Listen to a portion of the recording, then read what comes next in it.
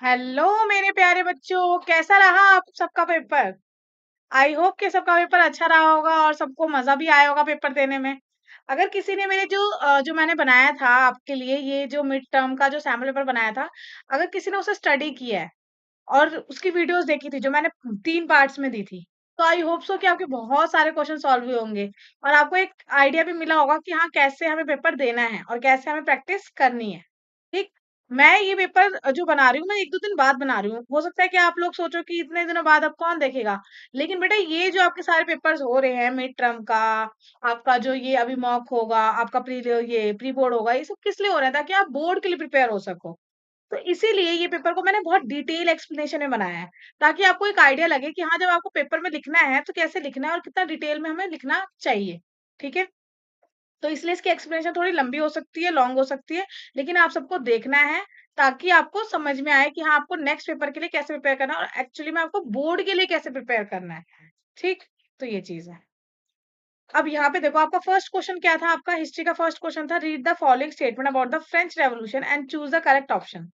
तो it emphasis on the centralized administration system, it emphasized the national language, और it emphasized on the idea of the fatherhood and the citizenship। तो इसमें क्या आएगा आपका? इसमें आएगा only one option, only two, two and three and all one two three. तो इसमें पहले तो हम एलिमिनेट करने की कोशिश करते हैं कि इसमें कैसे क्या होगा, लेकिन ये तीनों ही स्टेटमेंट सही ठीक है, क्योंकि फ्रेंच रेवोल्यूशन में सेंट्रलाइज सिस्टम भी था, नेशनल लैंग्वेज में फोकस किया गया था और फादरहुड और सिटीजनशिप के आइडियाज के ऊपर भी फोकस किया गया था। तो इसका ऑप्शन क्या होगा? D, all one two three are correct. Second question क्या होगा? In which the city of India was the Elgin mill establish. Elgin mill की जो मिल जो थी वो कहाँ पे स्टैब्लिश हुई थी? तो ये हुई थी आपकी कानपुर में स्टैब्लिश। कहाँ हुई थी? कानपुर में। तो इसका ऑप्शन क्या होगा आपके लिए? कानपुर। थर्ड क्वेश्चन क्या था कि Mahatma Gandhi called off the non cooperation movement, कि हाँ, महात्मा गांधी ने नॉन कॉपरेशन मूवमेंट अपना वापस ले लिया था। अब violent incident took place during the movement at the Chauri Chaura, क्योंकि चौरी चौरा में एक मूवमेंट हुआ था। कब हुआ था? ये फरवरी में हुआ था। ठीक है, फरवरी 4 को ये हमारा मूवमेंट हुआ था, जो कि चौरी चौरा कहाँ पे है? ये उत्तर प्रदेश में एक जगह है गोरखपुर करके, वहां पे हुआ था। तो इसीलिए ये मूवमेंट वापस लिया था, तो बिल्कुल ठीक है। तो इसीलिए इसके दोनों ही आंसर ठीक है और ये इसका एक्सप्लेनेशन भी दे रहा है। तो both A and R correct and R is the correct explanation of A. Fourth question क्या है आपका? Identification the personification association with the romantic era and the revolution of the 1848 in Europe, Marianne, Philipp Veit, la Italia और Germania. तो जो photo दी गई थी वो किसकी फोटो दी गई थी? तो वो दी गई थी जर्मीनिया वाली। ठीक है। और जो विजुअली इंपेयर्ड बच्चे हैं उनके लिए सेकंड क्वेश्चन था, जिसमें ये था कि नेम लिखना था आपको पर्शियन किंग का, जिसने प्रोक्लेम किया था जर्मन एम्परर एट वर्साइल्स में। तो वो कौन थे? हमारे विलियम वन थे। कौन थे? William one. नेक्स्ट क्वेश्चन क्या था आपका? वर्क पूछा था आपको गैरिबाल्दी का, कि explain the work of the Garibaldi. तो आपको कुछ इस तरीके से लिखना था कि वर्क ऑफ गैरिबाल्दी क्या है। 2 मार्क्स का था, तो एटलीस्ट 2 to 3 पॉइंट्स आपको देने हैं। तो unified southern Italy through the military campaign, जो हमारे साउथर्न इटली थी उसको हमने इन्होंने क्या किया था? यूनिफाई कर दिया था, इकट्ठा कर दिया था। यूनिफाई मतलब क्या होता है? इकट्ठा कर देना। कैसे इकट्ठा किया था? मिलिट्री कैंपेन्स के थ्रू। अपने जो कैंपेन्स वगैरह इन्होंने लड़ाई वड़ाई की थी, उसके थ्रू इन्होंने क्या कर दिया था? उसको यूनिफाई कर दिया था। Led the red shirts in the Sicily and the Naples. उन्होंने लीड किया था रेड शर्ट्स करके जो मूवमेंट चल रहा था, कहाँ पे किया था उन्होंने? सिसिली में और नेपल्स में, जो कि इटली का उस टाइम पे पार्ट होता था। थर्ड था आपका promoted nationalism and the republicanism, कि इन्होंने प्रमोट किया था नेशनलिज्म। इसी की वजह से ही नेशनलिज्म, मतलब जो ये पर्सन है, इन्हीं की वजह से नेशनलिज्म वाली फीलिंग आई थी लोगों के अंदर, एक राष्ट्रवाद वाली फीलिंग कि हाँ, हम राष्ट्र में हम सब एक जैसे हैं। और रिपब्लिकनिज्म वाली फीलिंग आई थी कि हाँ, हमारा जो इलेक्टेड हेड है वो मतलब जो हेड है वो इलेक्टेड होना चाहिए, एक हेड प्रॉपर होना चाहिए। इस तरीके की जो फीलिंग आई थी वो भी इन्हीं के वर्क से आई थी। उसके बाद है describe the concept of the swaraj for the plantation labours of the Assam. तो plantation labours of the Assam के लिए कौन सा कंसेप्ट हुआ था? तो ये 3 मार्क्स का क्वेश्चन है। Swaraj for the Assam plantation labours के लिए क्या क्या था? तो देखो, हर किसी के लिए मैंने आपको पढ़ाया हुआ है ये चैप्टर में भी, कि हर किसी के लिए जो स्वराज होता है ना, उसका मीनिंग अलग अलग था। जैसे अब आपके लिए इंडिपेंडेंस या आपके लिए खुशी का मतलब कुछ और होगा, और आपकी बहन के लिए या आपके भाई के लिए, आपकी मदर के लिए, आपके फादर के लिए, सबके लिए अलग अलग होता है। हो सकता है आप एक चॉकलेट में भी खुश हो जाओ, लेकिन आपकी मम्मी या आपके पापा थोड़ा ना एक चॉकलेट में ही खुश हो जाएंगे, ऐसी चीज तो नहीं होगी। तो इसलिए मतलब हर किसी के लिए खुशी की डेफिनेशन अलग होती है। ठीक है, ऐसे ही स्वराज की भी डेफिनेशन जो थी वो सबके लिए अलग अलग थी। तो स्वराज मतलब असम पीपल्स के लिए अगर जो पूछा था, तो उनके लिए ये था freedom to the move freely, ताकि वो मूव कर पाए फ्रीली। दूसरा था right to retain the connection with their homeland, कि अपना कनेक्शन वो बैठा पाए अपने होमलैंड के साथ। उसके बाद है end of the exploitation by the British planters, कि एंड हो जाए एक्सप्लोटेशन का, जो भी जो एक्सप्लोटेशन किया जा रहा है ब्रिटिश प्लांटर्स के ऊपर, मतलब ब्रिटिश प्लांटर्स के द्वारा जो एक्सप्लोटेशन किया जा रहा है उसका एंड हो जाए। तो ये तीन उनके मीनिंग थे, किसके लिए, असम प्लांटेशन के लेबर्स के लिए, ये उनके तीन स्वराज के मीनिंग थे। इसका ऑप्शन में आपका क्या आया था क्वेश्चन, वो आया था कि describe the effects of the non corporation movement, कि नॉन कॉर्पोरेशन मूवमेंट का क्या इफेक्ट पड़ा था ऑन द इकोनॉमिक फ्रंट पे। इकोनॉमिक फ्रंट बेटा, पैसे से रिलेटेड क्या फर्क पड़ता ब्रिटेन पे, तो पैसे से रिलेटेड क्या क्या फर्क पड़ा था, boycott of the foreign goods, कि हमने जो था उस टाइम पे बॉयकॉट कर दिया था फॉरेन गुड्स का, रिवाइवल हुआ था हमारा इंडियन हैंडीक्राफ्ट का और इंडस्ट्रीज का। तो देखो हमने फॉरेन गुड्स को तो हमने बॉयकॉट कर दिया, और इसी की वजह से हमारा जो आइडिया था आपका ये इसका क्या बोलते हैं, अ, अपने हमारे जो खुद के गुड्स थे, ट्रेडिशनल गुड्स जो थे, या हमारे जो गुड्स थे, इंडियन गुड्स थे, वो प्रमोट हुए थे। तो यहाँ पे ये भी लिखना है आपको, can promote the Indian goods, जैसे कि हम लिख भी सकते हैं, एंड प्रमोटेड इंडियन गुड्स, ठीक, इंडियन गुड्स। इसके बाद है revival of the Indian handicraft and the industry, की इंडियन हैंडीक्राफ्ट और इंडस्ट्रीज जो थी उसका आपका रिवाइवल हुआ था, ठीक है, क्या हुआ था आपका, रिवाइवल हुआ था। हुँ, क्योंकि इंडियन इंडस्ट्रीज़ में मतलब उस टाइम पे बहुत ज़्यादा हाथ से लोग अपना काम करते थे। जैसे वहाँ पे तो हम मिल के थ्रू ज़्यादा ही हम ज़्यादा वो हो गए थे, अट्रैक्ट हो गए थे कि मिल में हमारे बहुत ईज़ी-ईज़ी शर्ट बन जाती थी, जल्दी-जल्दी बन जाती थी। तो हम फॉरेन गुड्स से बहुत ज़्यादा अट्रैक्ट हो गए थे। तो जब हमने ये नॉन कॉरपोरेशन मूवमेंट चलाया, तो हमने अपने इंडियन हैंडीक्राफ्ट्स को फिर से रिवाइवल किया, जो अभी बंद हो चुका था काफ़ी हद तक, ठीक? और ब्रिटिश के ऊपर क्या इम्पैक्ट पड़ा, उनका डिक्लाइन हो गया in the imports of the British textile, कि ब्रिटिश के टेक्सटाइल के जो वो ये जो उनके प्रोडक्ट वगैरह जो थे, वो हमारा क्या हुआ था, उनका इम्पोर्ट जो था वो क्या हुआ था, डिक्लाइन हो गया था। और डिक्लाइन हुआ क्यों था, क्योंकि हमने अपना स्वराज को प्रमोट किया था और हमने अपना इंडियन गुड्स वगैरह को प्रमोट किया था, ठीक है। फिर आपका सेवन क्वेश्चन में भी आपके दो ऑप्शंस आए थे और वाले। तो फर्स्ट क्वेश्चन क्या था, cultural played an important role in the formation of the idea of nation in the Europe, कि कल्चर ने कैसे एक रोल प्ले किया है हमारा formation of idea of nation में, किसमें, नेशन में उसकी क्या वो थी, यूरोप में। तो culturally significant shape the nationalist movement in Europe during the 18th से 19th सेंचुरी में, कैसे किया था उसने, it help the unified people with the shared heritage and the fostered a sense of belonging, की सेंस ऑफ बिलोंगिंग जो थी वो चीज़ करी थी। तो ये कैसे करी थी? फर्स्ट उन्होंने क्या किया था, उन्होंने ये इसने पूछा क्या क्वेश्चन, इसने ये पूछा ना कि कल्चर ने कैसे रोल प्ले किया था आपका नेशन के फॉर्मेशन में। तो कल्चर, पहला कल्चर था उनका लैंग्वेज एज़ अ यूनिफायर, कि लैंग्वेज को एज़ अ यूनिफायर के तौर पे वो यूज़ किया गया था। एक कॉमन लैंग्वेज ने प्रमोट किया था कम्युनिकेशन एंड आइडेंटिटी को। Nationalist leader emphasise the mother tongues to resist the foreign rule, कि नेशनलिस्ट जो लीडर थे उन्होंने बोलता कि अपनी मदर टंग में बोलो रेदर देन किसी फॉरेन रूल में। तो मदर टंग में बोलने की बात होती है, जैसे कि जर्मन और इटली की यूनिफिकेशन, इससे हमारा मतलब ये चीज प्रमोट होगी। सेकंड था फोक ट्रेडिशन एंड सिंबल्स, कि लोगों ने खुद से अपने फोक डांस, फोक सॉन्ग्स और जो टेल्स वगैरह थी उसको यूज किया था अपने लोकल हेरिटेज को फैलाने के लिए। और इस तरह के कल्चर इवेंट्स की वजह से क्या होता है, एक एक्सप्रेशन हमने शो किया था as the true spirit of nation, कि नेशन ऐसा होता है जहाँ पे हम अपनी अपनी चीजें कर पाते हैं। थर्ड ये था रोमांटिसिज्म एंड द ये नेशनल आइडेंटिटी, कि रोमांटिक आर्टिस्ट जो थे एंड पोएट जो थे उन्होंने ग्लोरीफाई किया था पास्ट को, नेचर को एंड हीरोइक स्ट्रगल्स को। कि सोचो जैसे अब हमारे टाइम पे हमने इंडिया में भी ऐसा किया था कि हमारे यहाँ पे जो पुराने जो लीडर्स रहे हैं, चीजें रही हैं या गॉड्स रहे हैं, हम उनको ग्लोरीफाई करते हैं। तो ऐसे इनके यहाँ पे भी इन्होंने अपने जो पोएट्स हैं, इनके आर्टिस्ट हैं, उन सबको ग्लोरीफाई किया था, दिखाया था कि हाँ, हम कोई ऐसे पिछड़े नहीं है, हम बहुत अच्छे खासे लोग रहे हैं। तो ग्लोरीफाई करना पास्ट को, नेचर को और हीरोइक स्ट्रगल्स को, कि हमारे लोगों ने इतने-इतने हीरोइक स्ट्रगल्स भी किए हैं। थर्ड इसका सेकंड पॉइंट क्या था, कि दे रिजेक्टेड द रैशनलिज्म, इन्होंने रैशनलिज्म को रिजेक्ट किया एंड सेलिब्रेट किया इमोशंस को, जिससे हेल्प हो पाए people and connect with their roots, ताकि हेल्प कर पाए लोगों को अपने रूट से कनेक्ट करने में।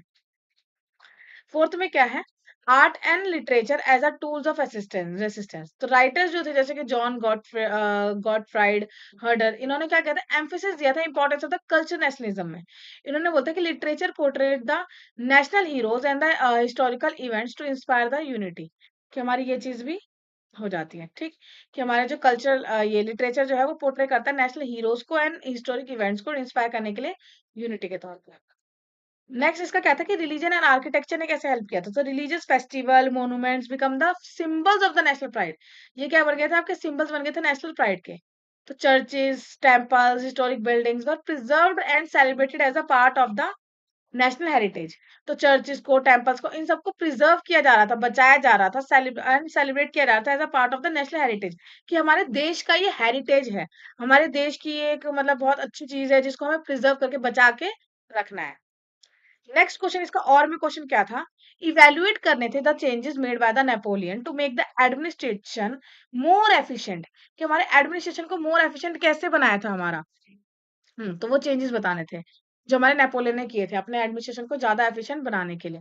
तो वो क्या क्या थे, Napoleon Bonaparte introduce several administrative reforms, कि हमारे जो नेपोलियन बोनापार्ट थे उन्होंने बहुत सारे एडमिनिस्ट्रेटिव रिफॉर्म्स बताए थे, that aim to modernise the governance, किसको, गवर्नेंस को मॉडर्नाइज करने के लिए, and strengthen the state control across the territory, और स्ट्रेंथन मजबूत करने के लिए स्टेट का कंट्रोल, मतलब जो उसका गवर्नमेंट का कंट्रोल हो अक्रॉस द टेरिटरीज, जो एरिया है, टेरिटरीज मतलब एरिया, ही रूल्ड। तो दीज रिफॉर्म्स, वो कौन कौन से रिफॉर्म्स थे, तो बेटे अभी के लिए नहीं, ये बोर्ड के लिए भी बहुत क्वेश्चन ये वाला जो है ना वो इंपॉर्टेंट है, डायरेक्टली आपके नेपोलियन बोनापार्ट के वर्क्स पूछ लिए जाएंगे। तो फर्स्ट उन्होंने क्या किया था, introduction of the Napoleonic code, कि उन्होंने नेपोलियनिक कोड जो था वो इंट्रोड्यूस किया, कब किया था, 1804 में। तो ईयर भी थोड़ा सा मोटा मोटा याद रखना, क्योंकि कभी कभी 1 मार्क्स में आ जाता है। तो इन्होंने अबॉलिश किया था फ्यूडल प्रिविलेजेस को and ensure the equality before the law, इन्होंने बोला कि हमारी इक्वालिटी बिफोर लॉ होगी और फ्यूडल प्रिविलेजेस को अबॉलिश कर देंगे, किसी को भी एक्स्ट्रा बेनिफिट्स वगैरह प्रिविलेजेस वगैरह नहीं दिए जाएंगे। सेकंड था secure the right to property, right to property को सिक्योर किया एंड सिंप्लीफाई किया द लीगल सिस्टम, क्या किया, सिंप्लीफाई किया था लीगल सिस्टम। थर्ड है spread to the many parts of Europe, many parts of Europe तक इन्होंने ये अपनी जो चीज थी नेपोलियन कोड को उसको स्प्रेड किया। Influencing the civil law system, इन्होंने जो सिविल लॉ सिस्टम था उनको बहुत अच्छे से इन्फ्लुएंस किया। सेकंड है इसका सेंट्रलाइज्ड एडमिनिस्ट्रेशन सिस्टम, ये क्या था, appointed the prefects to the governor, prefects to the governor ये provinces, ensuring the direct control. देखो सेंट्रलाइज का मतलब क्या होता है, जब एक ही डायरेक्ट गवर्नमेंट हो, जैसे कि अगर हम इंडिया के एग्जांपल में देखें तो जैसे मोदी गवर्नमेंट है, मोदी की जो गवर्नमेंट है, उनकी जो सरकार चल रही है उसी ने बिल्कुल सेंट्रल, बिल्कुल नीचे रीजनल लेवल तक भी कंट्रोल कर रखा है। ऑल्दो हमारे इंडिया में ऐसा नहीं है, हमारे इंडिया में तो डिसेंट्रलाइजेशन सिस्टम है, लेकिन उन्होंने उसका ठीक उल्टा सिस्टम किया था। जैसे हमारे यहाँ पे तो स्टेट अलग है, लोकल गवर्नमेंट अलग है, चीजें अलग है, उनके यहाँ पे सिर्फ सेंट्रलाइज ही उन्होंने वो किया था, कि एंश्योर किया था कि डायरेक्ट कंट्रोल रहे, फ्रॉम द सेंटर से ही सब कुछ कंट्रोल हो, क्या उनके प्रोविंसेस भी। सेकंड क्या है, reduce the power of the local nobility, जो लोकल नोबिलिटी है उसकी पावर को रिड्यूस किया था इन्होंने, and clergy in the governance.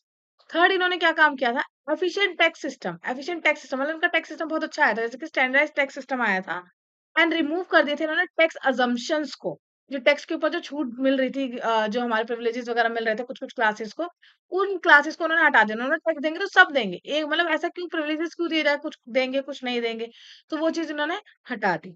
Improve कर, इसकी वजह से हुआ क्या था, इम्प्रूव हो गया था स्टेट का रेवेन्यू। ऑब्वियस सी बात है, अगर आप ऐसे रिस्ट्रिक्शन हटा दोगे कि जो प्रिविलेजेस दे रहे थे वो हटा दोगे, तो स्टेट का क्या होगा, रिवेन्यू का इंप्रूवमेंट हो जाएगी, एंड रिड्यूस हो जाएगा आपका corruption.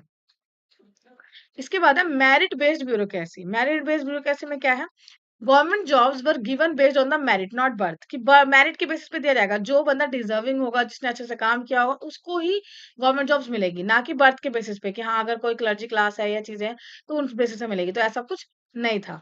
Created a professional and the loyal administrative class, कि एक प्रोफेशनल और लॉयल एडमिनिस्ट्रेटिव क्लास को क्रिएट करने की बात हुई थी। इसके बाद इंफ्रास्ट्रक्चर एंड एजुकेशन रिफॉर्म्स में इन्होंने क्या किया था, build the roads bridges canals to improve the connectivity, इन्होंने रोड्स बनवाए, ब्रिजेस बनवाए, कैनल्स बनवाए, ताकि कनेक्टिविटी इनकी क्या हो, इंक्रीज हो। स्टैब्लिश किए थे इन्होंने लाइसेंस, मतलब पब्लिक स्कूल्स को टू ट्रेन करने के लिए future administrators and the officers को। तो कंक्लूजन में आप ये लिख सकते हो कि Napoleon reforms led the foundation for the modern state system in the Europe, though his rule was autocratic, भले ही उसका रूल जो था मतलब हमारे नेपोलियन का वो ऑटोक्रेटिक था, लेकिन उसके जो एडमिनिस्ट्रेटिव चेंजेस जो थे उसकी वजह से एफिशिएंसी बहुत आई थी, यूनिफॉर्मिटी आई थी एंड लीगल इक्वालिटी आई थी अक्रॉस हिज एम्पायर्स। ठीक, तो ये है इसका पूरा आंसर।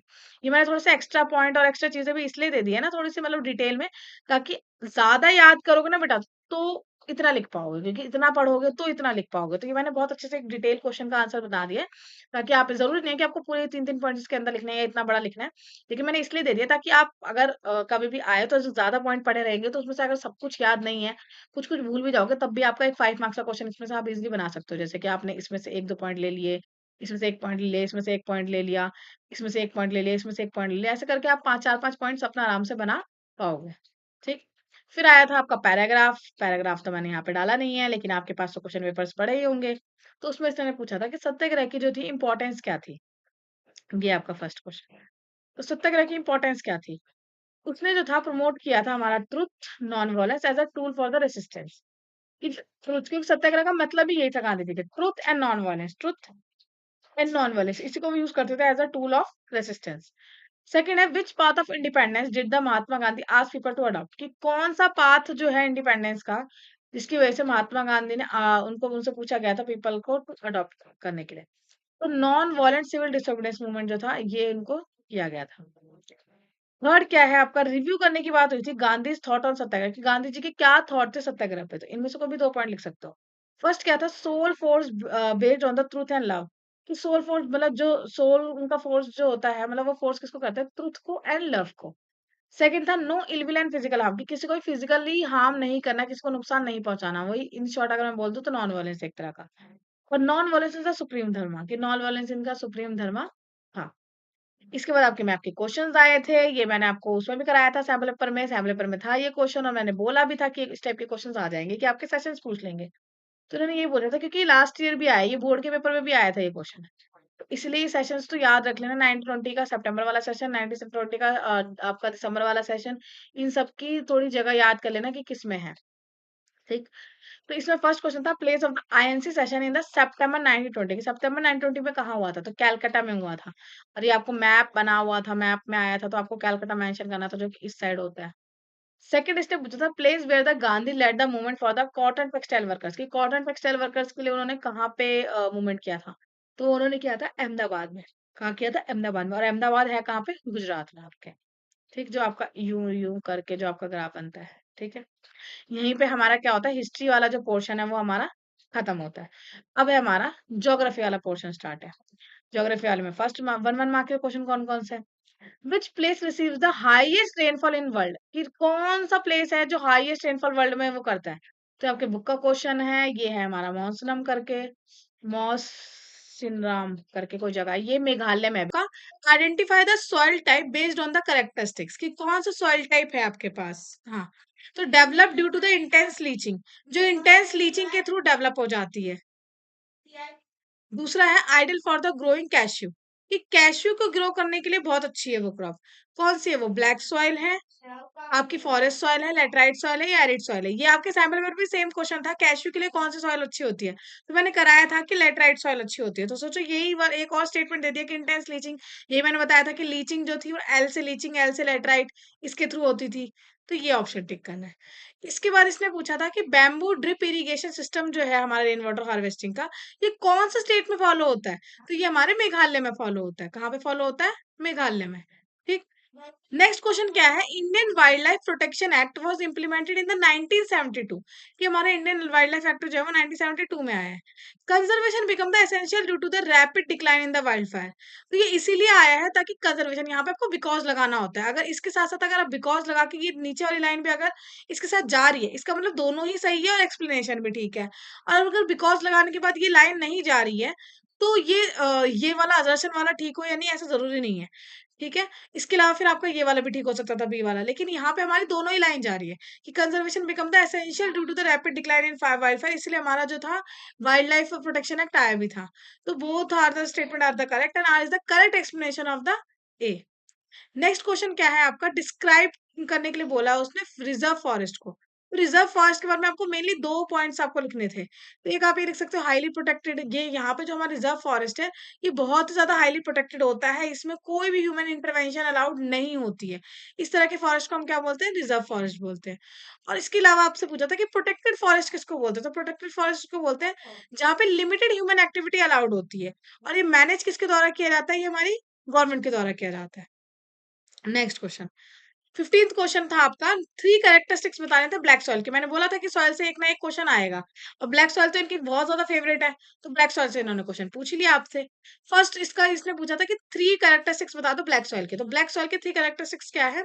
फर्स्ट, ये जो होती है वो न्यूट्रिएंट्स में रिच होती है, न्यूट्रिएंट्स में रिच होती है। तो black soil is high in minerals like the calcium carbonate होता है यहाँ पे, मैग्नीशियम होता है, पोटैश होता है एंड लाइम होता है, मेकिंग इट वेरी फर्टाइल। इसकी वजह से फर्टाइल बनाती है लैंड को, and idol for the crop cultivation. इसी की वजह से हमारे यहाँ पे क्रॉप कल्टीवेशन हो पाती है। दूसरा क्या है आपका मॉइस्चर रिटेंटिव। मॉइस्चर रिटेंटिव का मतलब होता है कि पानी को बहुत अच्छे से अडेप्ट कर पाती है। तो it is excellent water retention capacity, कि इसकी जो वाटर रिटेंशन कैपेसिटी है वो बहुत ही ज्यादा अच्छी है due to its fine clayey texture की वजह से, which helps crop survive even in the dry condition. की इसकी वजह से जो ड्राई कंडीशन में भी ना बहुत अच्छे से रह पाती है, क्योंकि ये पानी को बहुत ज्यादा रिटेन करके रखते हैं, तो जब इसे जरूरत होती है तो थोड़ा थोड़ा पानी यूटिलाइज भी ये कर पाती है। ठीक। थर्ड इसकी कैरेक्टरिस्टिक्स क्या है, suitable for the cotton cultivation, कि कॉटन कल्टीवेशन के लिए अच्छी होती है। ये आपकी बुक में भी नाम ले रखा है कि इसको रेगर सॉइल भी बोलते हैं और ब्लैक कॉटन सॉइल भी बोलते हैं। स्पेशली गुड होती है हमारी ग्रोइंग करने में cotton, along with the crops. के साथ साथ आप और भी क्रॉप्स ग्रो कर सकते हो, जैसे कि सोयाबीन, सोरगम एंड पल्सेस। ठीक। नेक्स्ट 16th क्वेश्चन आपका क्या था कि 3 कॉजेस बताने हैं आपको वाटर स्कैरसिटी के। क्या बताने थे? 3 कॉजेस बताने थे वाटर स्कैरसिटी की, पानी की कमी के कारण क्या क्या है। तो हमारे 3 कारण के मतलब जो 3 जो इसके कारण है वो क्या क्या है। सोचो आपकी पानी की कमी क्यों हो रही है आपको, जबकि हमारे यहाँ पे तो 97% पानी है। तो जब इतना ही परसेंट पानी ही है हमारे पास, सॉरी 71%, हाँ 71% हमारे पास पानी है। अगर 71% हमारे पास पानी है और 28% हमारा लैंड है लगभग लगभग, तो हमारा जो है ये हमें पानी की इतनी कमी हो क्यों रही है। तो पानी की कमी इसलिए हो रही है क्योंकि हम ओवर यूज करते हैं और ओवर एक्सट्रैक्शन करते हैं, क्योंकि हम बहुत ज्यादा ही यूज करते हैं, जितनी जरूरत नहीं है उससे ज्यादा ही हम पानी यूज कर ले रहे हैं। ठीक है, हमारे पास फ्रेश वाटर बहुत कम है। हाँ 97.5% पानी तो हमारा ऐसे ही 2.5% हमारा यूज का है। लेकिन वो 2.5% भी बहुत ज्यादा है, लेकिन उसको भी हम बहुत ज्यादा ओवर यूज कर लेते हैं और ओवर एक्सट्रैक्शन करते हैं। तो excessive use of the water for the agriculture, कि एग्रीकल्चर में अगर आपको 10 लीटर पानी चाहिए तो आप 50 लीटर डाल रहे हो, तो एक्सेसिव यूज हो रहा है, क्योंकि आपने ट्यूबवेल गवर्नमेंट ने फ्री की आपके लगवा दिए कि हाँ ट्यूबवेल लग सकती है, लगवा लो। और ये स्कीम चलाते रहते हैं, तो बहुत ज्यादा लोग क्या होता है ट्यूबवेल लगवा के बाहर मतलब बिल्कुल एग्रीकल्चर में उस पानी को यूज करेंगे। तो आपको जो ग्राउंड वाटर टेबल है वो क्या होता है, डिक्लाइन होता जा रहा है। इंडस्ट्रीज में ओवर यूज करने लग जाते हैं। और डोमेस्टिक नीड्स में भी बहुत सारे लोगों के घर में आज जैसे समरसीबल लगी हुई है जिसमें ग्राउंड वाटर वो यूज करते हैं, तो वो बहुत ज्यादा लिमिट से ज्यादा यूज करते रहते हैं। और उसके अलावा आजकल सीमेंटेड रोड्स बन गए हैं। सीमेंटेड रोड होने की वजह से क्या होता है, ग्राउंड वाटर रिचार्ज भी नहीं होता। मतलब आप यूज तो कर लेते हो लेकिन उसके साथ साथ आपको रिचार्ज भी हो जाना चाहिए, जैसे कि रेन वाटर जब आता है, लेकिन रेन वाटर हमारा कहाँ जाता है, सारा नालियों में चला जाता है। जो वापस ग्राउंड में जाना चाहिए वो चीज नहीं हो पा रही है। ठीक। तो specially in the densely populated areas में तो led to the depletion of the water sources, तो ये एक कारण है वाटर सोर्सेज के डिक्लाइन होने का। दूसरा क्या है, pollution of the water bodies, कि जो वाटर बॉडीज है हमारे पास हम उसको क्या कर रहे हैं, पॉल्यूट करते जा रहे हैं। अपने वाटर बॉडीज को क्या कर रहे हैं हम, पॉल्यूट करते जा रहे हैं। हम डंप कर देते हैं इंडस्ट्रियल का waste, sewage, chemical directly rivers में डाल देते हैं, लेक्स में डाल देते हैं। तो इसकी वजह से जो फ्रेश वाटर बचा भी है, आपके रिवर में जो फ्रेश वाटर है वो कंटामिनेट हो जाता है, उसमें बहुत सारे बैक्टीरिया, जर्म्स, ये सब चीजें आ जाती है। और अगर आप उस पानी को पी लो तो वो अनसेफ और अनयूजेबल हो जाता है। सोचो अगर इसका एक एग्जांपल दूं, अभी क्या आने वाला है, आपके त्योहार कौन से चल रहे हैं, छठ पूजा चल रही है अभी। तो छठ पूजा में भी क्या होता है, लोग इन्हीं वाटर बॉडीज में जाते हैं। जैसे आपने देखा भी होगा पिक्चर्स में कि यमुना के ऊपर वो जो व्हाइट व्हाइट कलर का वो क्लाउड नहीं है, वो केमिकल्स है, इतने केमिकल्स डाल के वो पानी इतना ज्यादा पॉल्यूटेड हो गया कि इस तरह की उसने वैसे व्हाइट कलर का एक टेक्सचर बना लिया है। तो वो एकदम अनसेफ है। सोचो उसके अंदर अगर कोई जा रहा है, अगर पूजा करने के लिए भी जा रहा है, तो स्किन इन्फेक्शन के चांसेस बहुत ज्यादा है। ठीक। थर्ड क्या है, climate change and the deforestation, कि तीसरा कारण क्या है, इरेगुलर रेनफॉल। एक तो रेनफॉल जो है वो बहुत ज्यादा हमारी इरेगुलर हो गई है, डायरेक्टली रेन नहीं आती, क्योंकि क्लाइमेट चेंज हमारा बहुत ज्यादा हो गया है। ठीक। क्लाइमेट हमारा इतना ज्यादा बदल रहा है, और उसके अलावा हमने क्या किया, डिफॉरेस्टेशन कर दिया, हमने बहुत सारे पेड़ों को काट दिया है। इरेगुलर रेनफॉल हो रही है, इसकी वजह से हमारे सूखा पड़ रहा है, कहीं कहीं रिड्यूस ग्राउंड वाटर हो चुका है ड्यू टू द डिफॉरेस्टेशन की वजह से। क्योंकि अगर पहले पेड़ थे तो अगर पानी डालते थे तो पेड़ों की जड़ों तक भी वो पानी एकदम नीचे तक जा पाता था। आजकल क्या होता है, अगर मान लो यहाँ पे एकदम बिल्कुल सारे पेड़ काट दिए गए, एकदम लैंड है, पानी आएगा, बारिश आएगी तो वो पानी बह के ऐसे चला जाएगा। उसको पानी को रिटेन करने के लिए, रोकने के लिए भी जो हमारे पेड़ जो काम करते थे, पेड़ों की जड़ें जो काम करते थे उसको पकड़ के रखने की, वो चीज नहीं हो पा रही है। इसकी वजह से आपका सॉइल इरोजन भी हो जाता है। तो ये वाली भी एक प्रॉब्लम हो रही है। Due to the deforestation and the global warming की वजह से भी हमारी वाटर अवेलेबिलिटी जो है वो कम होती जा रही है। ठीक है। फिर आपका 17th क्वेश्चन आपका ऑप्शन वाला था, जिसमें आपको 2 क्वेश्चन पार्ट बोले थे। एक इसने बोला था mention a 5 point alternative action for the sustainable development, की 5 पॉइंट एक्शन हमारा ऑल्टरनेटिव एक्शन प्लान क्या था। तो इसमें क्या है हमारे, ये है पहला। पहले तो आपको ये पता होना चाहिए कि सस्टेनेबल डेवलपमेंट होता क्या है। सस्टेनेबल डेवलपमेंट का मतलब होता है कोई भी रिसोर्सेज को इस तरीके से यूज करना कि आज की जनरेशन भी उसको यूज कर पाए और नेक्स्ट जनरेशन, आने वाली जो जनरेशन है आपकी, वो भी उस रिसोर्सेज को यूज कर पाए। फर्स्ट पॉइंट क्या है? Promote the renewable energy sources की। एक तो रिन्यूएबल एनर्जी सोर्सेज को आप बढ़ाओ जितना हो सके। हम फॉसिल फ्यूल्स के ऊपर जो डिपेंडेंस है, बाकी चीजों के ऊपर जो डिपेंडेंस है, उसको कम करके रिन्यूएबल एनर्जी के ऊपर जो डिपेंडेंस है उसको बढ़ाना चाहिए। जैसे कि हमें सोलर, विंड, हाइड्रो एनर्जी, इस तरह की चीजों को यूज करना चाहिए, तो रिड्यूस करने के लिए dependence on the fossil fuels and the low carbon emission होगा इससे। सेकंड, हमें इको फ्रेंडली फार्मिंग टेक्निक्स का यूज करना चाहिए। जैसे कि आपको ऑर्गेनिक फर्टिलाइजर यूज करना चाहिए, क्रॉप रोटेशन यूज करना चाहिए। ऑर्गेनिक फर्टिलाइजर में क्या है आपका, जैसे मतलब आपका जो आपको अपनी खेतों में उसकी फर्टिलिटी को बढ़ाने के लिए हमें क्या यूज करना चाहिए, हमें खाद वगैरह यूज करना चाहिए। क्रॉप रोटेशन यूज करनी चाहिए कि एक बार ये क्रॉप लगा दी, जैसे पल्सेस लगा दिया, फिर उसके बाद व्हीट लगा दिया, फिर राइस लगा दिया, फिर पल्सेस या ऐसा कुछ लगा देना। क्योंकि पल्सेस में क्या होता है, उसमें नाइट्रोजन फिक्सेशन हो पाता है। जब हम राइस लगाते हैं या व्हीट लगाते हैं, उसमें बहुत ज्यादा नाइट्रोजन वो अपने हमारे जो ग्राउंड है उससे वो खींच लेती है। अगर हम पल्सेस लगा देंगे नेक्स्ट टाइम पे, तो पल्सेस से बहुत सारा नाइट्रोजन फिक्सेशन हो जाएगा, फिर से नाइट्रोजन मिल जाएगा हमारी सॉइल को, बिना ज्यादा कुछ खाद दिए, बिना कुछ ज्यादा फैंसी टेक्निक का यूज किए। तो इसीलिए हम ये क्रॉप रोटेशन बोलते हैं कि हाँ, अगर एक क्रॉप एक न्यूट्रिएंट को ले लेती है तो दूसरी क्रॉप उस न्यूट्रिएंट को जो दे रही है, हमें हमेशा ऐसे इस तरह के क्रॉप्स को लगाना चाहिए, चेंज कर करके। This is called the crop rotation. And water efficient irrigation to maintain the soil health. हमें वाटर एफिशिएंट इरिगेशन करना चाहिए मेंटेन करने के लिए सॉइल हेल्थ एंड रिड्यूस करने के लिए पोल्यूशन। ठीक। थर्ड पॉइंट क्या है? कंजर्व द वाटर रिसोर्सेज, कि हमें वाटर रिसोर्सेज को क्या करना चाहिए, बचाना चाहिए। जैसे कि इंप्लीमेंट करना चाहिए हमें रेन वाटर हार्वेस्टिंग। पहले के टाइम पे तो बहुत ज्यादा होता था कि लोग अपने घरों में, अगर घरों में नहीं तो जो ग्राउंड पे है, हमें मतलब उसमें गड्ढा खोद के बहुत सारा पानी इकट्ठा करके रखते थे, और ये चीज करनी भी चाहिए। क्योंकि हमारा जिस हिसाब से हम आजकल अपने रिसोर्सेज को यूज कर रहे हैं ना, बहुत ज्यादा ओवर यूज कर रहे हैं। ऐसा टाइम आएगा कि हम सस्टेनेबल डेवलपमेंट कभी हो नहीं पाएगा। तो वो चीज हमें बहुत ज्यादा प्रॉब्लमेटिक, हमारे लिए, हमारी आने वाली जनरेशन के लिए ही बुरा है। तो इसलिए कंजर्व करना चाहिए वाटर रिसोर्सेज का, जैसे कि इंप्लीमेंट करना चाहिए रेन वाटर हार्वेस्टिंग, रिसाइकल करना चाहिए वेस्ट वाटर को। अगर जैसे कोई वेस्ट वाटर हो भी गया, जैसे कि आपको सबसे अच्छा एग्जांपल बताती हूँ। आपके घरों में, सबके घरों में ऑलमोस्ट एक्वागार्ड लगा होगा, आरओ लगा होगा। तो इसमें क्या होता है, इसमें जब भी पानी एक्वागार्ड जो निकालता है, वो जितना पानी उसमें फिल्टर होता है उससे ज्यादा पानी वो निकालता है। सोचो, अगर सिर्फ 15 लीटर्स या 20 लीटर्स को भरने के लिए अगर वो पूरा 30 लीटर 40 लीटर पानी निकाल दे रहा है, तो वो पानी कोई वेस्ट नहीं है। वो पानी सिर्फ आप पीने के लिए नहीं है, वो पानी आप डायरेक्टली और कामों के लिए यूज कर सकते हो। बर्तन धोने के लिए यूज कर सकते हो, कपड़े धोने के लिए यूज कर सकते हो, अपने नहाने के लिए यूज कर सकते हो, क्योंकि वो सिर्फ सिर्फ पीने के लिए उसने फिल्टर आउट कर दिया। बट बाकी कामों के लिए तो आप यूज कर सकते हो। आज भी हमारे घर में लगा हुआ है, हमारे घर में जब से लगा तब से हम ये चीज यूज कर रहे हैं। तो आप आज की जनरेशन हो क्या, आप अपने मम्मी पापा को बता सकते हो, अपने पेरेंट्स को बता सकते हो, अपने भाई बहन को बता सकते हो, क्या ये चीज कर सकते हैं। या तो आप ही छोटा स्टेप ले सकते हो, जो भी वेस्ट वाटर है वहां पे आप एक बकेट रख दो, जब वो भर जाए तो आप बाकी काम में इसको यूज कर लो। तो कभी भी हमें उस तरह के पानी को वेस्ट नहीं करना चाहिए। ठीक, तो रिसाइकल करना चाहिए वेस्ट वाटर को। इसके अलावा भी जो केमिकल्स वाला पानी है उसको भी आपको रिसाइकल करना चाहिए। स्प्रेड करना चाहिए awareness about the water saving habits, कि अभी से ही, आप तो आज की जनरेशन हो, आपको तो खुद वाटर को कैसे सेव करना है, आपको ये चीज प्रॉपर पता होनी चाहिए। ठीक। इसके बाद है फोर्थ, रिड्यूस, रीयूज और रिसाइकल। रिड्यूस, रीयूज और रिसाइकल, इसका मतलब है 3R। 3R का यूज करना चाहिए। हमें जितना हो सके अपने वेस्ट को कम से कम करना चाहिए, जितना हो सके उसको रीयूज रीयूज करना चाहिए, और जितना हो सके उसको रिसाइकल, एक चीज से दूसरी चीज, दूसरी चीज से चौथी चीज, हमें उसको बना बना के यूज करना चाहिए। जैसे प्लास्टिक की बॉटल्स है, प्लास्टिक की बॉटल से आपने सीधा प्लांट बना दिया, तो this is called the recycle. Reuse मतलब बार बार उसको यूज करना, जैसे कि ये कपड़ा है, आपके फादर ने पहना, फिर आपने पहन लिया, तो इस तरह की चीज, या आपने पहना, आपके पापा ने पहन लिया, या छोटे भाई बहनों ने पहन लिया, इस तरह की चीज रीयूज करनी चाहिए। रिड्यूस जितना हो सके कम कर देना चाहिए। ठीक। तो मिनिमाइज करना चाहिए मैं waste generation by reusing the material in the recycling, paper, plastic, metals to conserve the natural resources.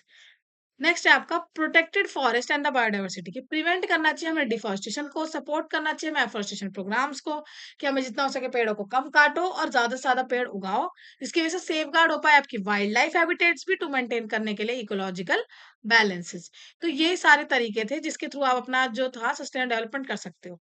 Renewable energy को बढ़ा के, इको फ्रेंडली टेक्निक्स को यूज करके, कंजर्व करके water resources, reduce, reuse, recycle करके, और प्रोटेक्ट करके फॉरेस्ट और आपकी बायोडाइवर्सिटी। तो ये क्वेश्चन सिर्फ आपको समझने के लिए नहीं, लिखने के लिए नहीं, आपको रियल लाइफ में इन सब चीजों का यूज करना चाहिए। ठीक है। नेक्स्ट, इसके और में क्या क्वेश्चन आया था, इसके और में आपका क्वेश्चन आया था कि 5 पॉइंट ऑल्टरनेटिव एक्शन प्लान लिखना है फॉर द लैंड कंजर्वेशन के लिए। तो लैंड कंजर्वेशन मतलब लैंड को बचाने के लिए, कंजर्वेशन मतलब क्या होता है, बचाना। तो लैंड को बचाने के लिए क्या क्या चीजें यूज कर सकते हैं? फर्स्ट, लैंड को बचाने के लिए हमें एफोरेस्टेशन और रिफोरेस्टेशन करना चाहिए, वही कि जितना आपने पेड़ काट लिए, डिफोरेस्टेशन कर चुके हो, उतना ही आप पेड़ लगा दो। दूसरा क्या है, सस्टेनेबल फार्मिंग प्रैक्टिसेस, कि वही crop rotation, organic farming, counter plugging, इस तरह की जो चीजें हैं उसको आप यूज करो। तीसरा है रेगुलेट ग्रेजिंग, जितना आपकी ग्रेजिंग है, जैसे मतलब जो ये गाय होती है, भैंस होती है, या आपकी क्या बोलते हैं, जो रैबिट है, एलिफेंट है, ये सब चीजें क्या करता है, ये लोग जो है मतलब जो सारे जानवर है, ये क्या करते हैं, घास को खाते हैं। तो हमें अपने लाइफ स्टॉक को इस हिसाब से रखना चाहिए कि सारी घास ना खत्म हो जाए, एक रिसाइकलिंग वे में या एक रेगुलेटेड वे में हमें ग्रेजिंग करनी चाहिए। ठीक, इस तरह की ओवर ग्रेजिंग नहीं करनी चाहिए। ग्रेजिंग करवाने के लिए हमें प्रॉपर मेंटेन रखना चाहिए। फोर्थ, रेन वाटर हार्वेस्टिंग कर सकते हैं और वाटर शेल्फ मैनेजमेंट कर सकते हैं। रेन वाटर हार्वेस्टिंग क्या, आप या तो अपने घर के ऊपर छतों पे कलेक्ट कर लेते हैं बहुत लोग पानी, या तो मतलब जो घर के नीचे भी जो होता है हमारे जो अंडरग्राउंड वाटर, वहां पर भी यूज कर लेते हैं। तो उस तरीके की चीजें यूज करनी चाहिए। वाटर शेड मैनेजमेंट कर सकते हैं कि पानी जो है वो आपका बह के ना जाए, रन ऑफ ना हो आपका पानी, ताकि आपका सॉइल इरोजन जो है उससे भी बच जाए। फिफ्थ में क्या है आपका, strict law against the deforestation and the mining, कि स्ट्रिक्ट लॉ फॉलो करने चाहिए आपको डिफॉरेस्टेशन के लिए एंड माइनिंग के लिए, कि ताकि कोई भी अगर इंसान अगर डिफॉरेस्टेशन कर रहा है तो उस चीज को ना करने दिया जाए, उसको डिफॉरेस्टेशन उसका रोक दिया जाए, एंड माइनिंग एक्टिविटीज को कंट्रोल करना चाहिए। इस तरह की चीजें हमें करनी चाहिए। ठीक, इसके बाद है ये आपका मैप स्किल के ऊपर जो क्वेश्चन आया था, इसमें क्या था आपका, 3 डैम्स के ऊपर क्वेश्चन आए थे। ठीक, तो ये डैम्स के ऊपर क्या क्वेश्चन आया था, इसमें आपको कोई भी 3 मार्क करने थे। एक था आपका सलैल डैम, जो जम्मू कश्मीर में है। हाँ, तो सलैल डैम मैंने आपको ये तो बिल्कुल ही आपका सेम क्वेश्चन आ गया था जो मैंने आपको सैंपल पेपर में करवाया था। मैंने आपको याद भी करवाया था कि हर साल हम क्या बोलते हैं, काश ऐसा हो जाए, काश वैसा हो जाए, हम ऐसे कुछ प्लानिंग करते रहते हैं। तो सलैल डैम मतलब हमारा काश काश करके मैंने ट्रिक बताई थी। इसके बाद है तहरी डैम। तहरी डैम का क्या था, उत्तराखंड। तहरी डैम का क्या था, उत्तरी, है ना, उत्तरी खंड, उत्तराखंड, उत्तराखंड ऐसे करके। हीराकुड, हीराकुड में मैंने बताया था, हीरा हीरा मम्मी बोलती है कि हाँ दांत अगर टूट जाता है तो उसको वो हीरे की तरह है वो, उसको संभाल के रख दो, उसमें तुम ओढ़ के सो जाओ, है ना। तो हीरा ओढ़ के सो जाओ, तुम्हें मिल जाएगा, या नींदों में हमें हीरा दिख रहा होता है। तो हीराकुड उड़ीसा। फोर्थ कौन सा है आपका, राणा प्रताप सागर डैम। राणा प्रताप, ये मैंने बताया था कि राणा प्रताप सागर डैम जो है वो आपका कहाँ पे होगा, राजस्थान में होगा। कहाँ पे है आपका, राजस्थान में। ठीक, और यही जिन बच्चों के जो मतलब विजुअली इम्पेयर्ड बच्चे थे उनके लिए इनका नाम लिखना था, और जो नॉर्मल बच्चे थे उनको ये मार्क करना था। करने वाले हैं, अब हम सेक्शन सी पढ़ रहे हैं इसका, पॉलिटिकल साइंस का। ठीक, इसका फर्स्ट क्वेश्चन क्या था, which step should have avoided civil war in Sri Lanka. कौन से स्टेप ने जो था वो सिविल वॉर को अवॉइड किया था श्रीलंका में? Protection to the other religious, declaration to another foreign language, protection to the other communities, या participation in the power to all religions. तो देखो सिविल वॉर को कौन अवॉइड कर पाया था, तो सिविल वॉर को हमारा participation in the power to all citizens. जो पार्टिसिपेशन अगर हम दे देते हैं, अगर हम पावर में सारे सिटीजन्स को, तो सिविल वॉर होती ही नहीं। लेकिन वहां पे ये यही तो नहीं कर रहे थे श्रीलंका के जो गवर्नमेंट थी, वो सिर्फ अपने जो श्रीलंका के जो लोग थे उन्हीं को ही, उसी लैंग्वेज को, उसी चीज को ही फोकस कर रहे थे, उन्हीं को ही पॉलिटिकल पावर दे रहे थे, और नॉर्मल जो अलग से जो तमिलीज पीपल जो थे वहां पे, तमिल के जो पीपल लोग थे, उनको तो कोई इंपॉर्टेंस मिल ही नहीं रही थी। यही मेन कारण था उनके सिविल वॉर का। नेक्स्ट क्वेश्चन क्या है कि India is a secular country, और सेकंड इसका रीजन क्या है, constitution does not recognise any official religion. देखो सेकुलर कंट्री का मतलब क्या होता है, एक ऐसी कंट्री जो सारे ही धर्मों को फॉलो करे। और इसका रीजन क्या है कि constitution does not recognise any official religion, क्योंकि हमारे कॉन्स्टिट्यूशन में कोई ऑफिशियल रिलीजन है ही नहीं। तो ये बात बिल्कुल सही है, क्योंकि सेकुलर कंट्री ही है, तभी तभी तो हमारे कोई ऑफिशियल रिलीजन नहीं है। अगर हमारा कोई ऑफिशियल रिलीजन होता तो हम सेकुलर कंट्री कैसे बोल देते हैं। अगर मान लो अगर हमने हिंदू धर्म को कर रखा होता तो हमारी एक हिंदू कंट्री हो जाती, या मुस्लिम अगर धर्म को क्या होता तो मुस्लिम कंट्री हो जाती। तो वो चीज नहीं है हमारे यहाँ पे। हमारे यहाँ पे सारे ही धर्मों को इक्वल इंपॉर्टेंस दी जाती है। इसलिए हमारी इंडिया जो है वो एक सेकुलर कंट्री है, धर्मनिरपेक्ष है। तो इसलिए both A and R correct, and R is a correct explanation of A. Next question क्या है आपका, आइडेंटिफाई द कंट्री। इसमें 3 स्टेटमेंट दी थी और आपको पूछा था कि कौन सी कंट्री के बारे में बात कर रही है। देखो इससे आप 3 पॉइंट पढ़ते हो सकता है कि बाकी ऊपर वाले 2 पॉइंट से आपको नहीं पता चलता, या चीजें आपको याद नहीं होती, लेकिन थर्ड पॉइंट से डायरेक्ट आपको पता चल जाता है कि ईयू का हेडक्वार्टर कहाँ पे है। तो ईयू का हेडक्वार्टर कहाँ है हमारा, Brussels Germany, sorry Brussels Belgium. Belgium में है, तो इसलिए हमारे बेल्जियम में ही इसका आंसर था। तो इसमें वैसे इसमें क्या-क्या पॉइंट्स बोलते हैं, 4 कॉन्स्टिट्यूशन अमेंडमेंट कहाँ हुई थी, कम्युनिटी गवर्नमेंट जो इलेक्टेड हुई थी लैंग्वेज का वो कौन सी हुई थी। तो इसका आंसर क्या है हमारा, बेल्जियम। फिर ये मैच द फॉलोइंग, ये सेम क्वेश्चन आपका मतलब बिल्कुल सेम तो नहीं, लेकिन इसी तरीके का एक क्वेश्चन जो था आपके असेंबली पेपर में भी करवाया था मैंने, जिसमें मैंने बताया था कि हाँ इसमें से क्वेश्चन आएगा ही आएगा। तो यूनियन लिस्ट में क्या था, अब यूनियन लिस्ट में हमारा क्या था, देश की बात आ जाती है, डिफेंस वाली बात। स्टेट लिस्ट में क्या आता है, ट्रेड से रिलेटेड बात। और कॉन्करेंट लिस्ट में क्या होता है, एजुकेशन। कॉन्करेंट में ना 5 चीजें हैं जो चेंज हुई थी, उन्हीं 5 से वो घुमा घुमा के क्वेश्चन पूछ लेंगे, तो आप वो याद रखना 5 चीजें। ठीक, ये। तो इसका आंसर क्या था आपका, ए का 2 है, बी का 3 है और सी का 1 है। तो इसलिए आपका ऑप्शन क्या है, डी। इसके बाद था communalism is a dangerous for any country, कि जो कम्युनलिज्म है वो डेंजरस है किसी भी कंट्री के लिए। नारी शक्ति वंदन अधिनियम पास इन 2023। हाँ, तो दोनों ही स्टेटमेंट ठीक है, क्योंकि कम्युनलिज्म जो है हमारी कंट्री के लिए क्या है, वो डेंजरस है।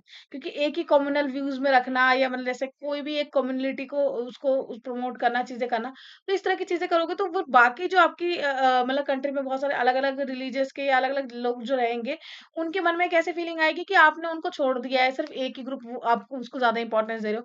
तो इसीलिए हमारे कम्युनलिज्म जो है वो डेंजरस हो जाता है किसी भी कंट्री के लिए।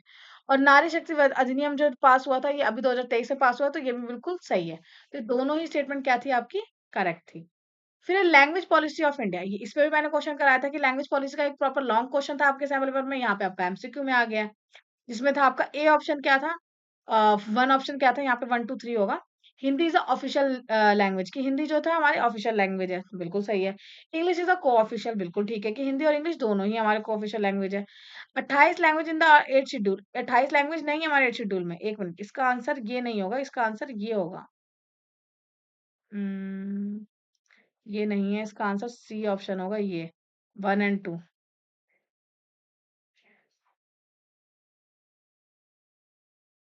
हम्म, और ये आंसर नहीं है।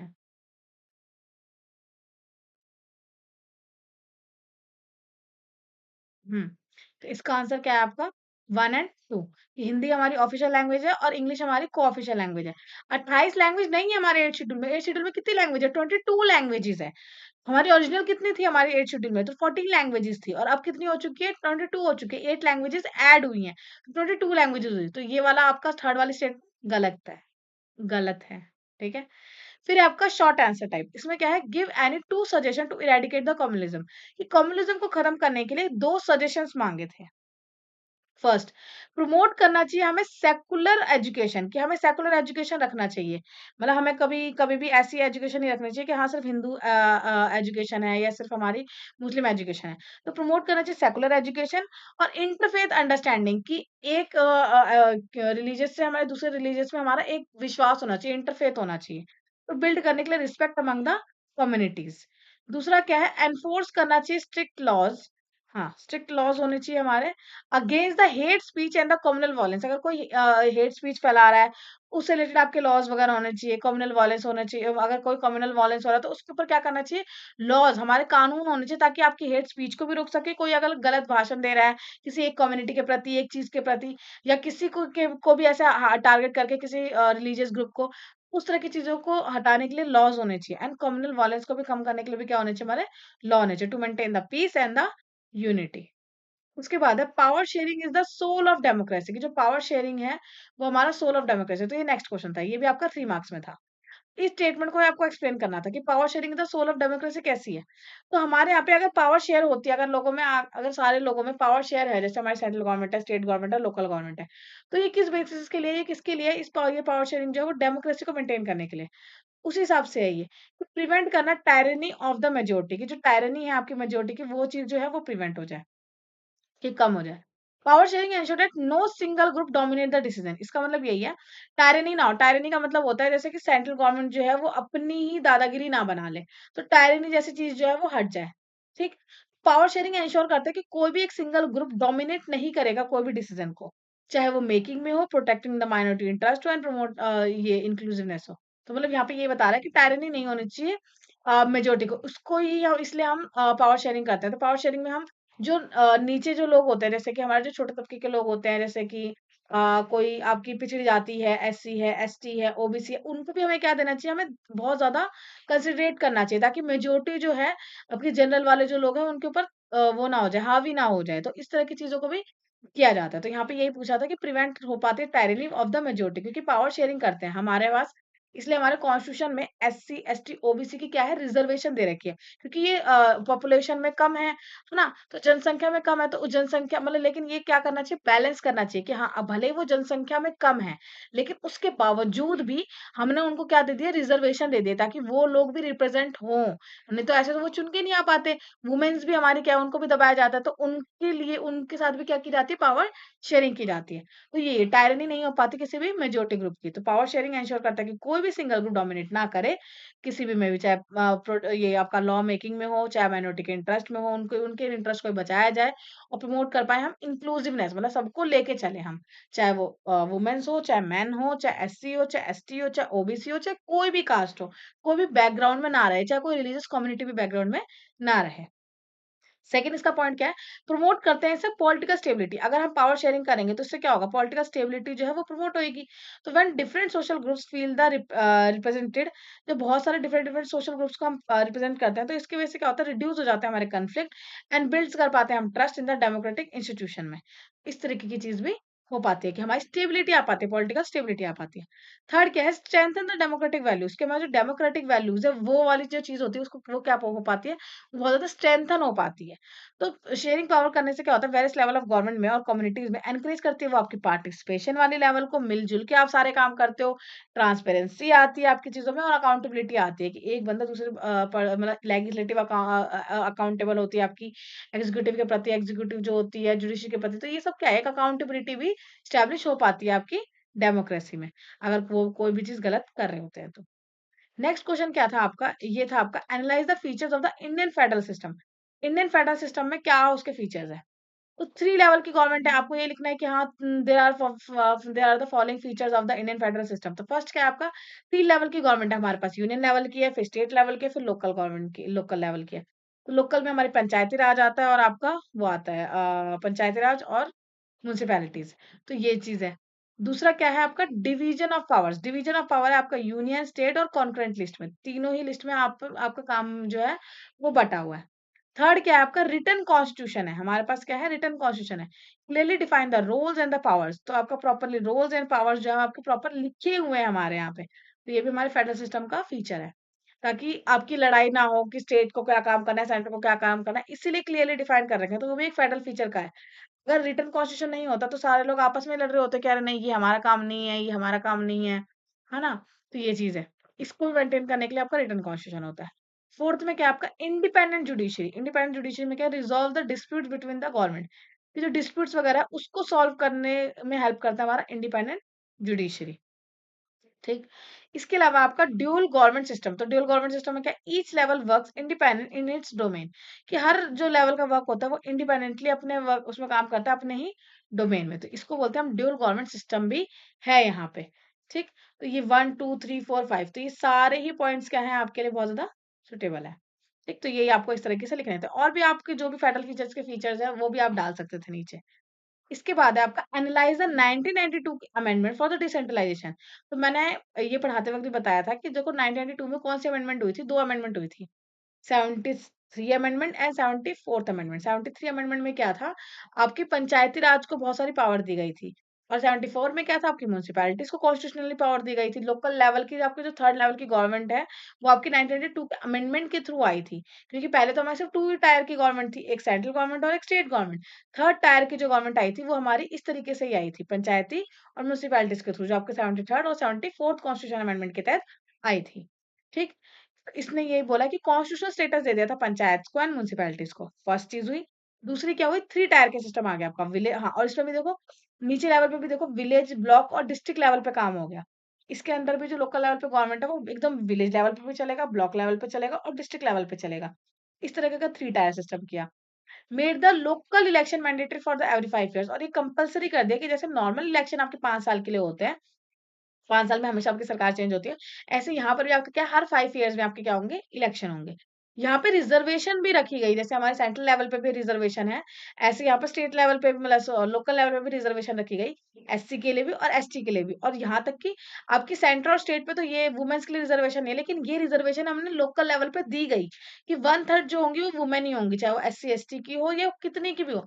जितनी भी सीट्स खाली हैं, जितनी भी सीट्स पे अपॉइंटमेंट हो रही है, उसमें एटलीस्ट 1/3 जो है वो वुमेन्स ही होनी चाहिए। ठीक है, यहाँ तक कि चेयरमैन की पोस्ट के लिए भी वुमेन्स की रिजर्वेशन रखी गई। अलग से state election and finance commission establish किया गया ताकि फेयर इलेक्शन हो पाए और फंड डिस्ट्रीब्यूशन भी अच्छे से हो पाए। देखो, अगर आपको कभी ये क्वेश्चन कभी आ सकता है आपके बोर्ड में कि स्टेट इलेक्शन कमीशन किसके इलेक्शन करवाता है, स्टेट के, तो वो गलत हो जाएगा।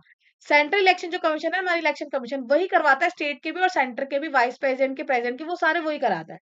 जो स्टेट इलेक्शन कमीशन है, ये सिर्फ और सिर्फ लोकल गवर्नमेंट के जो इलेक्शंस है वही करवाएगा, इसके अलावा और कोई भी नहीं करवाएगा। लोकल लेवल के गवर्नमेंट के जो इलेक्शन होंगे, चाहे वो म्युनिसिपैलिटी के हो चाहे वो पंचायत के हो, वही करवाएगा आपका स्टेट इलेक्शन कमीशन। तो ये आपको पता होना चाहिए।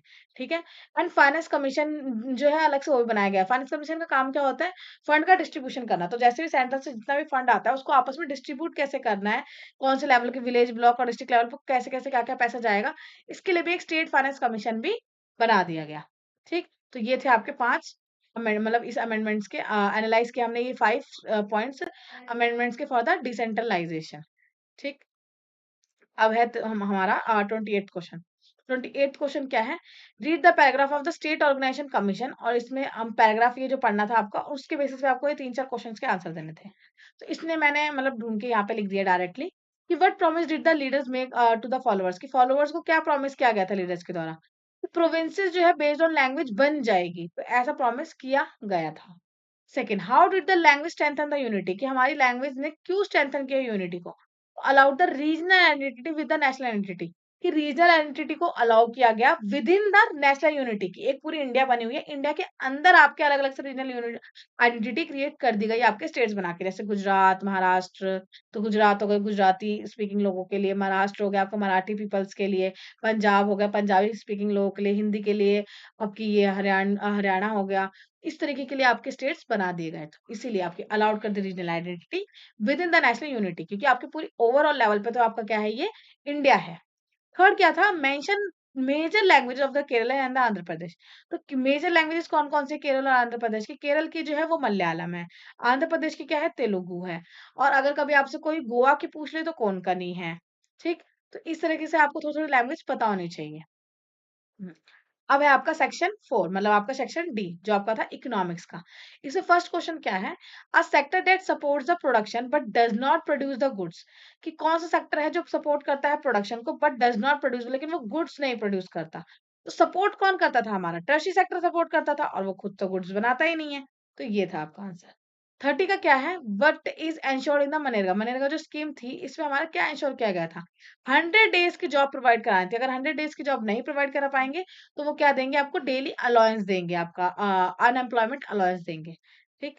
31st क्वेश्चन क्या है कि यूएसए जो है वो एक डेवलप कंट्री है, पर capita income is in the United states of America is very high, कि उनका जो पर कैपिटा इनकम है वो वेरी हाई है। तो बोथ द स्टेटमेंट जो है वो करेक्ट है, और आर जो है वो एक्सप्लेन भी कर रहा है आपके ए को। तो ये भी पॉइंट आपका बिल्कुल सही है, क्योंकि वो डेवलप कंट्री है इसलिए वहां पे पर कैपिटा इनकम जो है वो भी बहुत ज्यादा ज्यादा है। मोनिका जो थी वो इन्वॉल्व थी फिशरी में, फिशरी में इन्वॉल्व थी, तो फिशरी वाली जैसी जो चीज आती है वो किस में आती है आपकी? प्राइमरी सेक्टर में आती है। कौन से सेक्टर से आती है, बिलोंग करती है? प्राइमरी सेक्टर से। 33rd क्वेश्चन क्या था आपका? ये था आपका मतलब 33 क्वेश्चन कौन सा था आपका? ये आपकी फिगर दे रखी थी और इसमें से आपसे पूछा था कि read the given data and find out the which country has the most equitable distribution of income, किसके अंदर बहुत ज्यादा मोस्ट इक्विटेबल इनकम है आपकी? तो वो है आपकी कंट्री 4 के अंदर। इसमें देख रहे हो? देखो, अगर ये देखोगे तो ये 1000 है, ये 2000 है, ये 4000 है। तो यहाँ पे 1000 का डिफरेंस, यहाँ 2000 का, यहाँ पे 2000 का, यहाँ 2000 का, यहाँ 500 का, यहाँ पे 3500 का। लेकिन यहाँ देखोगे तो सारे 7000 के अंदर अंदर ही है और 100 का डिफरेंस है। तो हम ये कह सकते हैं ना कि ये मोस्ट इक्विटेबल डिस्ट्रीब्यूशन है, कि सबको लगभग लगभग बराबर मिल रहा है।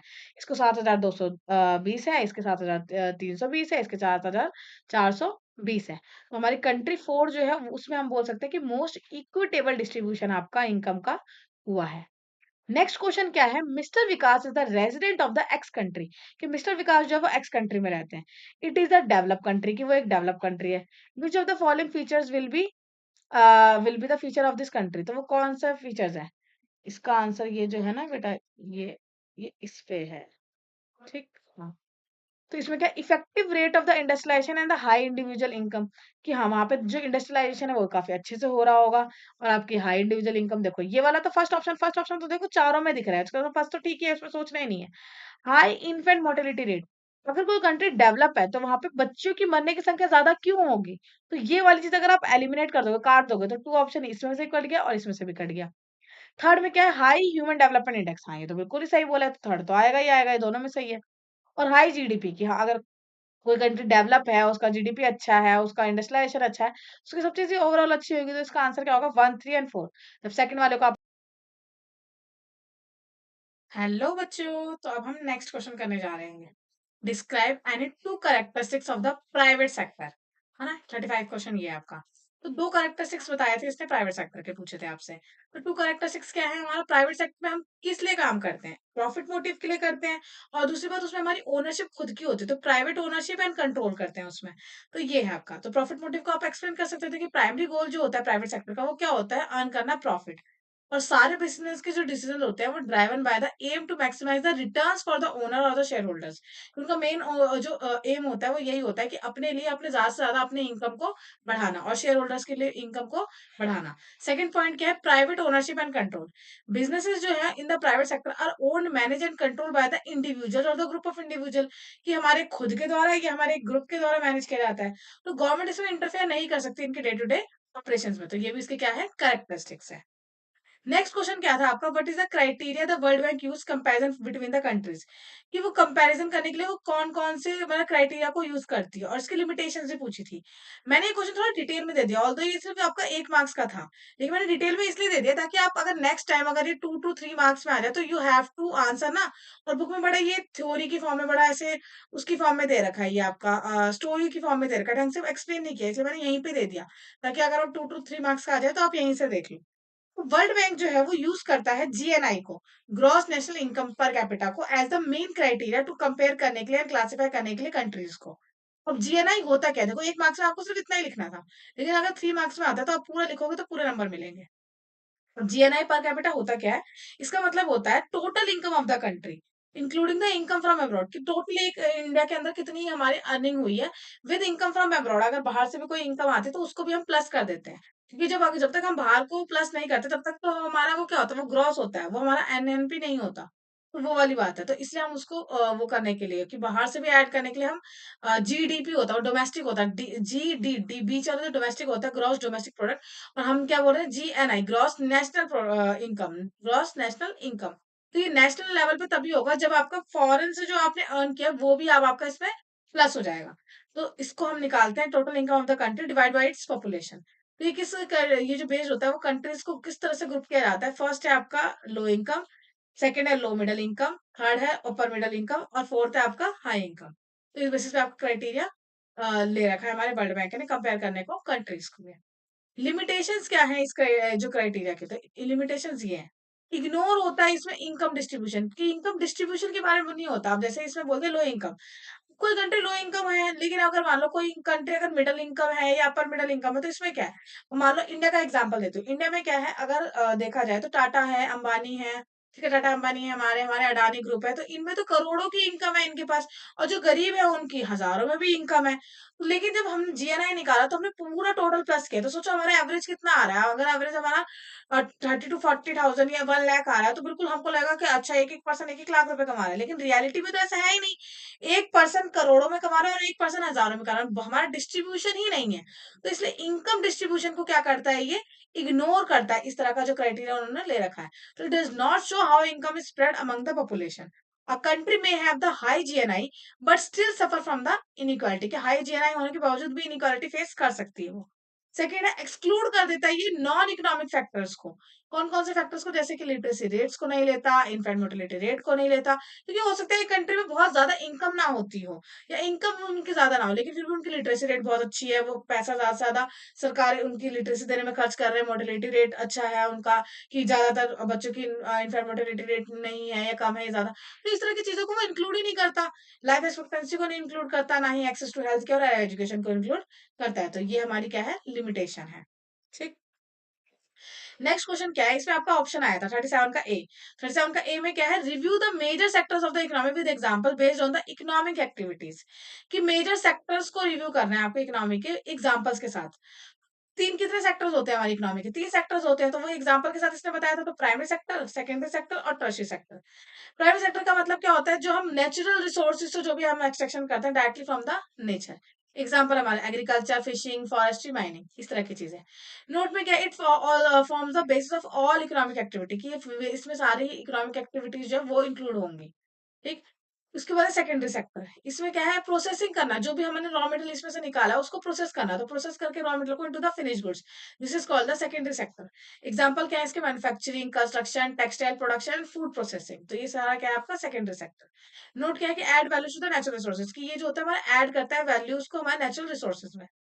टर्शियरी सेक्टर, टर्शियरी सेक्टर में क्या है, एक्टिविटीज है जो प्रोवाइड करता है to the services to the individuals को और बिजनेस को, क्योंकि हमारे इन दोनों ही सेक्टर को जो एक्स्ट्रा सर्विसेज जो प्रोवाइड कराता है वो कौन कराता है, वो हमारा टर्शियरी सेक्टर प्रोवाइड कराता है।